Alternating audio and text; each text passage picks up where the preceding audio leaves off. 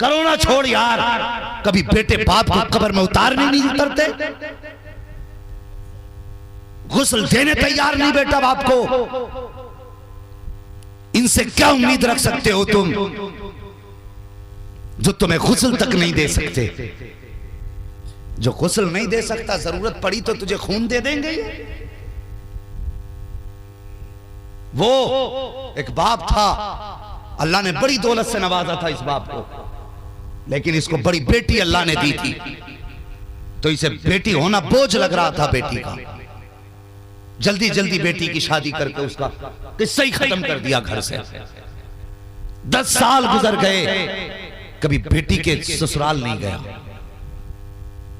ये समाज है हमारा, जरा सी बात समझी से हो जाए तो बेटियों से ताल्लुक तोड़ देते। शर्म नहीं आती? कई कई साल हो जाते बेटी के दहलीज पे कदम नहीं रखता। क्यों? समधी से नहीं बनती मेरी। समधी के चक्कर में अपने जिगर का टुकड़ा तूने छोड़ दिया।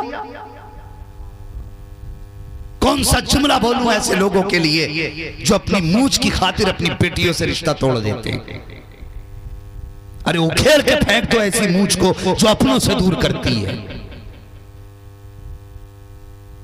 सोचो, 10 साल हो गए बेटी की दहलीज पे कदम नहीं रखा। बेटी बेटी होती है, अगर 4 दिन बाप को न देखे तड़प जाती है।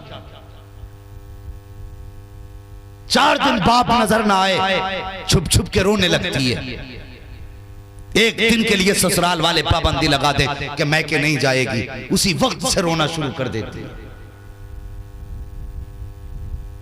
और बीवी एक दिन कह दे अपने अब्बा के साथ नहीं खाओगे रोटी, 3 बार कह तूने सही कही, कबूल है 3 बार कही थी, अलग होने को 6 बार कह कर रखता। ये इतना बड़ा फरमाबरदार है बीवी का। बीवी के भी हक है, मैं इनकार नहीं करता, उसका भी हक अदा कर, लेकिन बाप को सता के कोई हक अदा नहीं होता। सुन रहे हैं ना मेरी बात? अरे बोलो हाँ, बस सुनिए और दिल के अंदर रखिए मेरी बात को। तो ये हमारे बेटों के मामलात होते हैं। अब देखो तो सही, 10 साल हो गए बेटी के घर नहीं गया।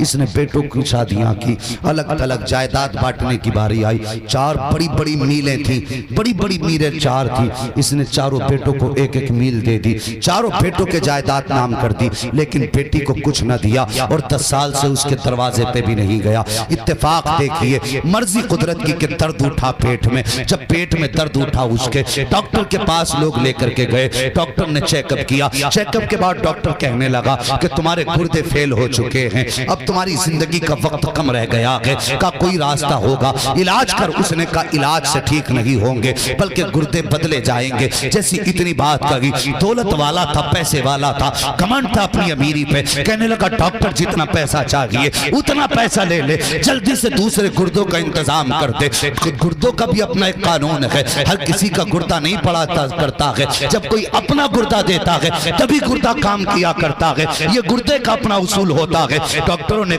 ने कहा था कि कोई भी गुर्दा देगा तुझे शिफा नहीं मिलेगी, तुझे फायदा तभी होगा जब तेरा कोई अपना गुर्दा देगा। जब उसने अपने की बात सुनी, बड़ा घमंड था 4 बेटों पे। इसे लग रहा था मैंने इनके 4 बेटों के मीले नाम की हैं, पूरी जिंदगी बेटों के नाम कर दी। उसने बेटों को बुलाया और बुला के कहा था बेटे मुझे एक गुर्दे की जरूरत है, मैं कुछ दिन दुनिया में जीना चाहता हूँ, मेरे बेटे मुझे एक गुर्दा दे दो। जब इतनी बात बेटे ने सुनी है, कहने लगा तुम्हारी जिंदगी तो कट गई, हम अपना गुर्दा दे करके अपनी जिंदगी क्यों बर्बाद करें।